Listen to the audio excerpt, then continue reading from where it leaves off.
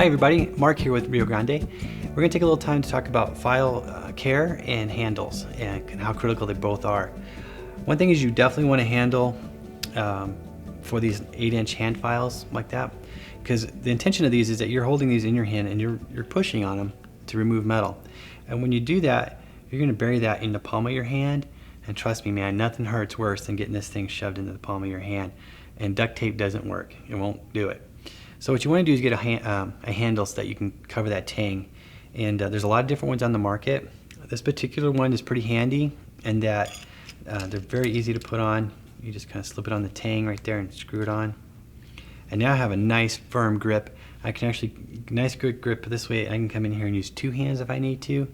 And it'll really save your hand. This handle is pretty nice in that I can take it off and use it on a different file. Like that, just easy swapping them out just like that. So definitely get a handle for your file. Now needle files are a little different. They're a little smaller, so you're typically not putting kind of pressure on there, and a little smaller to fit in your hand. So these can have a handle or not. It just depends on your preference. I prefer not to have a handle because I use these as in a really kind of precision sort of way, and so not having a handle works for me.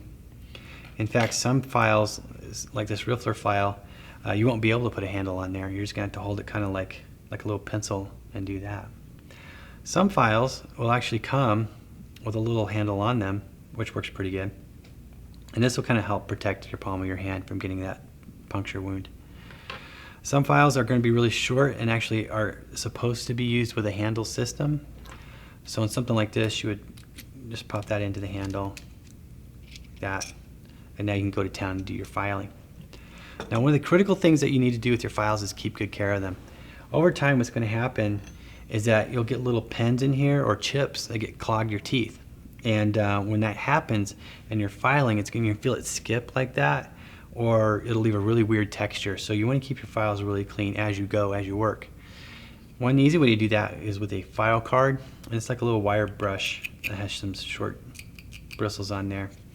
And you're going to find the direction in which your teeth of your file are going, and you're going to kind of go in there and try and clean those chips out from those channels. Now if you're doing a lot of softer metals like brass, copper, and things like that, you're going to be cleaning a lot. And what can happen is these little chips can really get lodged in there, and you might take like a little sewing needle or something like that and kind of flick them out. It takes a lot of time to do it, but trust me, a little time there spent is a lot easier filing later. One of the last things to consider is storage. You want to keep these in a nice dry place, away from humidity and things like that. But you also don't want to put them in a drawer where they're all just kind of touching like that. When that happens, all the files are damaging each other. So try and get like a magnetic strip or lay them out in a box so they won't be touching each other. You can also find things in office supply stores where you can just kind of keep them even like that. So I hope this helps. If you have any questions, you can give us a call at 1-800-545-6566 or visit us online at riogrande.com.